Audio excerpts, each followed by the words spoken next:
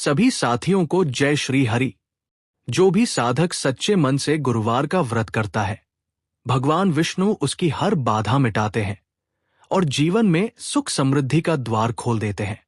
गुरुवार व्रत की कथा सुनना व्रत को पूर्ण फल देता है। कथा सुनने से मन में श्रद्धा, विश्वास और दृढ़ संकल्प जागृत होता है। प्रिय साथियों, कथा को अंत तक अवश्य सुने। बहुत पुरानी कथा है कि जब धर्म का रथ स्वयं भगवानों के मार्गदर्शन में चलता था और देवर्षि नारद अपने नारायण नारायण के उद्घोष के साथ तीनों लोकों में विचरण करते थे। एक बार जब वे क्षीर सागर में विराजमान ब्रह्मांड के पालक देवाधिदेव श्री हरि विष्णु के चरण कमलों में बैठे थे, उनके मन में एक गहन जिज्ञासा उत्पन्न हुई।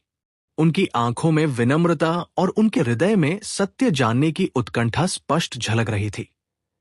हे प्रभु, नारद जी ने हाथ जोड़कर अत्यंत श्रद्धापूर्वक पूछा, जगदीश्वर त्रिलोकपति, आपने अनेक व्रतों, तपस्याओं और यज्ञों का विधान किया है। मैंने भी अपनी अल्प बुद्धि से उनमें से कई का अवलोकन किया है, परंतु कृपा करके मुझे ये बताइए, इन समस्त व्रतों में सबसे कठिन व्रत कौन सा है? कौन सी ऐसी तपस्या है जो मनुष्य को आपके सबसे समीप ले जाती है? भगवान विष्णु, जो अनंत काल से सृष्टि के कण-कण के साक्षी रहे हैं, मंद मंद मुस्कुराए। उनकी आंखों में, जो कमल के समान सुंदर थी, एक ऐसी करुणा और ज्ञान झलक रहा था जिसे नारद जी ने पहले कभी इतने करीब से अनुभव नहीं किया था। नारद भगवान बोले, उनकी वाणी में अमृत की शीतलता थी। तुम्हारी जिज्ञासा उचित है, किंतु इसका उत्तर शब्दों में देना कठिन है। आओ, मैं तुम्हें उस स्थान पर ले चलता हूं जहां तुम स्वयं इस कठिनतम व्रत का प्रत्यक्ष दर्शन कर पाओगे। और ये कहते हुए भगवान विष्णु ने अपनी शेषनाग शैया से उठकर नारद जी को अपने साथ ले लिया। पलक झपकते ही वे दोनों उस दिव्य लोक से उतरकर मृत्यु लोक यानी पृथ्वी पर आ पहुंचे। उन्होंने एक अत्यंत साधारण धूल धूसरित गांव का रुख किया, जहां जीवन की धारा धीमी गति से बहती थी और संघर्ष हर घर की दहलीज पर खड़ा था। वे एक छोटे से मिट्टी के कच्चे मकान के सामने रुके। एक ऐसा घर जहां गरीबी अपने पांव पसारे थी, किंतु श्रद्धा का दीपक अविचल भाव से जगमगा रहा था। वो घर था एक साधारण दंपति का। पति का नाम था धर्मपाल, जो एक मजदूर था, और पत्नी का नाम था सुशीला। उनकी एक नन्ही बिटिया भी थी, तारा, जो अक्सर बीमार रहती थी और जिसकी देखभाल में सुशीला का अधिकांश समय व्यतीत होता था। सूर्य अभी अभी अपनी लालिमा बिखेर रहा था और गांव के लोग अपने दैनिक कार्यों के लिए उठ रहे थे। भगवान विष्णु ने नारद जी को संकेत किया, नारद, आज गुरुवार का दिन है, यहीं रहो और स्वयं देखो। नारद जी ने देखा, भोर के धुंधलके में, जब चिड़िया भी ठीक से जगी नहीं थी, उस कच्चे घर के भीतर से एक आकृति निकली। वो सुशीला थी। उसके मैले फटे वस्त्रों के बावजूद उसके चेहरे पर एक अलौकिक तेज था, एक शांत अविचल भाव। वो चुपचाप उठी, ठंडे पानी से स्नान किया। शीत की करकराती सुबह में भी उसके होठों पर कोई शिकायत नहीं थी। उसके हृदय में बस एक ही ध्वनि गूंज रही थी, ओम नमो भगवते वासुदेवाय। वो रसोई में गई, जो एक छोटे से कोने में बनी थी। उसने चूल्हा सुलगाया। नारद जी ने देखा कि सुशीला ने एक बार भी अपनी गागर से जल लेकर नहीं पिया था। उसकी आंखें थोड़ी लाल थी, संभवत नींद पूरी न होने के कारण या फिर किसी छिपी हुई पीड़ा के कारण। उसने आटा गूंथा, सब्जियां काटी। गर्मा गर्म रोटियों की सुगंध और दाल सब्जी की मोहक खुशबू नारद जी के नासिका छिदों से होकर उनके मन तक पहुंची। उनके मुंह में पानी भर आया, पर उन्होंने देखा सुशीला। उसकी आंखों में कोई लालसा नहीं थी, कोई बेचैनी नहीं थी। वो बस चुपचाप अपना काम किए जा रही थी। धर्मपाल उठा। उसकी आंखें नींद से बोझल थी और उसके माथे पर गहरी चिंता की लकीरें थी। आज के दिन की कमाई की चिंता, बेटी तारा की दवाई की चिंता। सुशीला ने मुस्कुराते हुए उसके लिए भोजन परोसा, गर्म रोटियां, ताजी बनी सब्जी और एक कटोरी दाल। धर्मपाल ने बिना किसी विशेष भाव के भोजन करना शुरू किया। आज का खाना बहुत स्वादिष्ट बना है सुशीला, उसने बस इतना ही कहा और अपनी थकान में डूबा। उसे ये भी याद नहीं रहा कि आज गुरुवार है और उसकी पत्नी निर्जला व्रत पर है। नारद जी का हृदय उस क्षण कसक उठा। उन्होंने देखा धर्मपाल हर ग्रास के साथ अपनी पत्नी के त्याग को अनजाने में ही निगल रहा था, और सुशीला वो बस अपने पति को खाते हुए देख रही थी। उसकी आंखों में तृप्ति का भाव था, जैसे स्वयं उसी ने भोजन किया हो।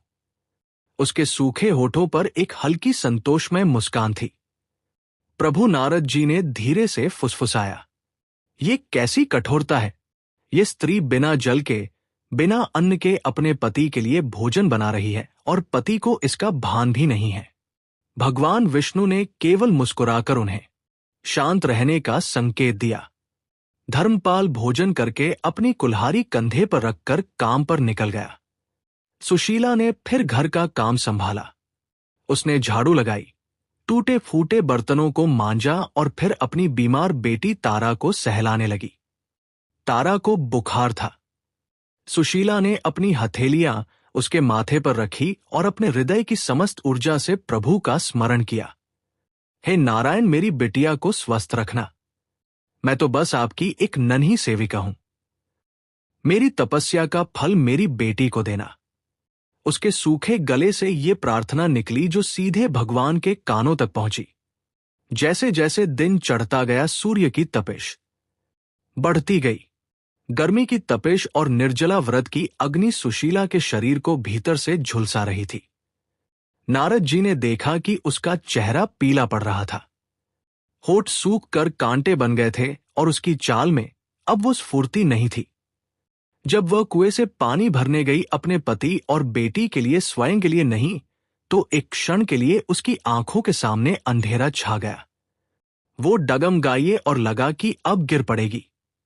नारद जी लगभग चीख उठे, हे प्रभु, इसे रोको। परंतु सुशीला गिरी नहीं। उसने अपनी साड़ी के पल्लू से माथे का पसीना पूछा, एक गहरी सांस ली और अपने हृदय में भगवान का नाम लेकर फिर से गागर उठाई। उसकी आंखों में एक भी आंसू नहीं था, बस एक अदम्य दृढ़ता थी। ये दृढ़ता उसके प्रेम की थी, उसकी भक्ति की थी, उसके त्याग की थी। दोपहर का समय आया। गांव में सब अपने अपने घरों में आराम कर रहे थे। सुशीला ने तारा को सुलाया और फिर पास के खेत में जाकर कुछ सूखी लकड़ियां बटोर लाई ताकि रात का भोजन बन सके। उसकी देह थक कर चूर हो चुकी थी। हड्डियां दुख रही थी, पर उसके चेहरे पर शिकन नहीं थी। उसकी आंखें बार बार आकाश की ओर उठ जाती थी, मानो वो सूर्य देवता से कह रही हो, हे सूर्यदेव, आप अपनी अग्नि मुझे दे दीजिए, पर मेरे पति और बेटे को शीतलता प्रदान कीजिए। नारद जी की आंखों में अब जल भर आया था।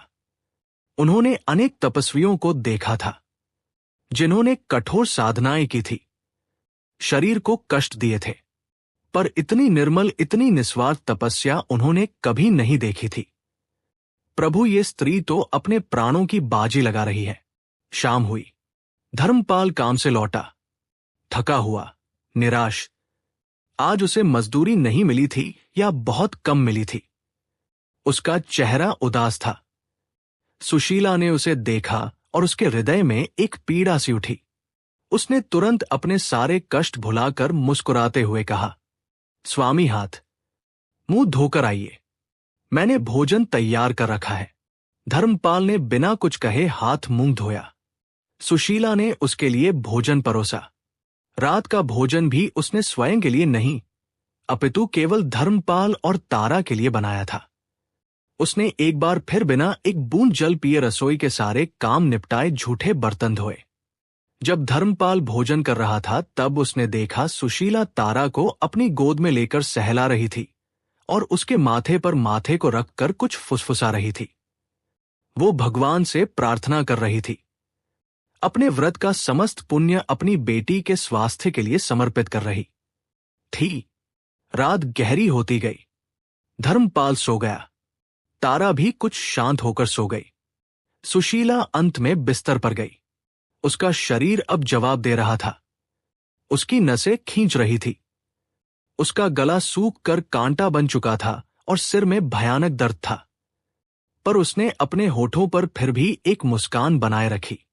उसने पलकें मूंदी और अपने आराध्य भगवान विष्णु का स्मरण किया। हे नाथ, मैंने अपना व्रत पूर्ण किया। इस व्रत का सारा फल मेरे पति और मेरी बेटी को मिले। मुझे कुछ नहीं चाहिए, बस मेरे परिवार की खुशियां बनी रहे। नारद जी अब अपने आंसू रोक नहीं पा रहे थे। उनकी आंखों से अविरल अश्वधारा बह रही थी। उन्होंने भगवान विष्णु की ओर देखा। उनका गला रुंध गया था। प्रभु, उन्होंने भवकते हुए कहा, मैंने आज तक ऐसी तपस्या, ऐसा त्याग, ऐसी निष्ठा कहीं नहीं देखी। ये कैसी देवी है? ये अपने शरीर को गला रही है, बिना एक बूंद जल के, बिना एक दाना अन्न के, और वह भी किसके लिए? अपने पति और अपनी बेटी के लिए, जिन्हें इसकी इस तपस्या का भान तक नहीं है। इसका यह व्रत, इसकी यह पीड़ा, ये तो किसी भी तपस्वी के व्रत से कहीं अधिक कठिन है। भगवान विष्णु ने अपना हाथ नारद जी के सिर पर रखा। उनकी वाणी में अब गंभीर शांति थी जो सीधे हृदय को छू लेती थी। नारद भगवान बोले, तुमने सही कहा।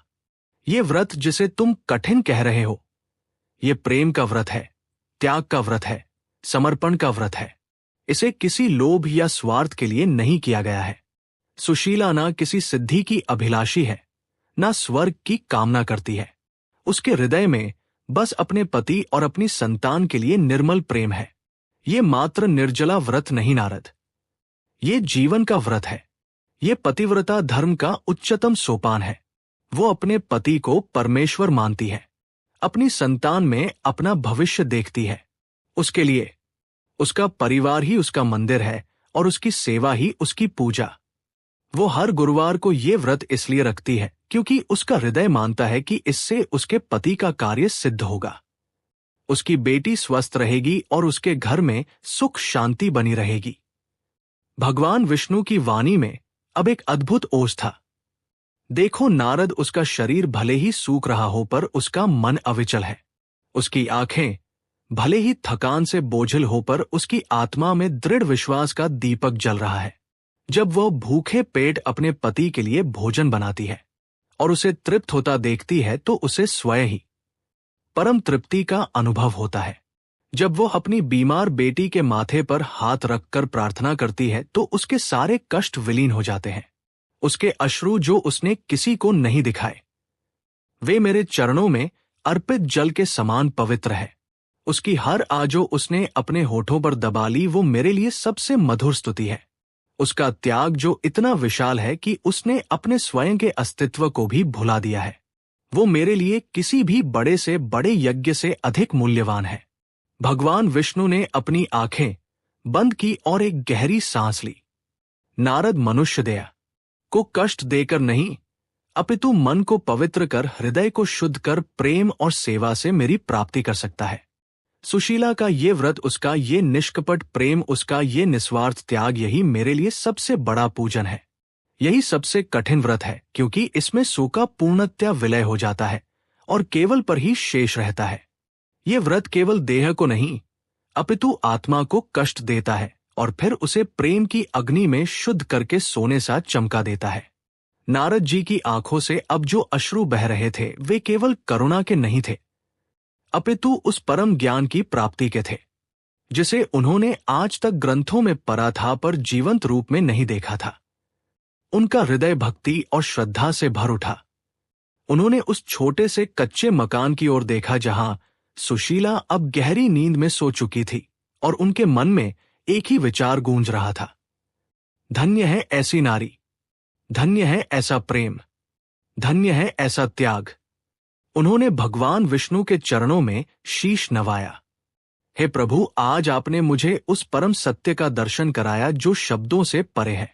मैंने आज समझ लिया, सबसे बड़ा व्रत देह को कष्ट देना नहीं अपितु प्रेम और त्याग की अग्नि में अपने सो को भस्म कर देना है। आज मेरा जीवन धन्य हो गया। और इस प्रकार नारद जी ने उस दिन कठिनतम व्रत का अर्थ जाना। एक ऐसा व्रत जो ना ग्रंथों में लिखा था, ना किसी विधि विधान से बंधा था, अपितु हृदय के पवित्रतम कोने से निकला था और जिसने स्वयं भगवान विष्णु के हृदय को भी द्रवित कर दिया था। ये कथा हमें सिखाती है कि सच्चा धर्म केवल कर्म कांडों में नहीं, अपितु निस्वार्थ प्रेम और त्याग के उस अनमोल भावना में छिपा है जो मानव जीवन को धन्य बनाती है। प्रिय साथियों, इस वीडियो में गुरुवार की पावन व्रत कथा यहीं पर समापन होती है। हम कामना करते हैं कि भगवान श्री हरि की कृपा आप सभी पर बनी रहे। जय श्री हरि, जय जगत के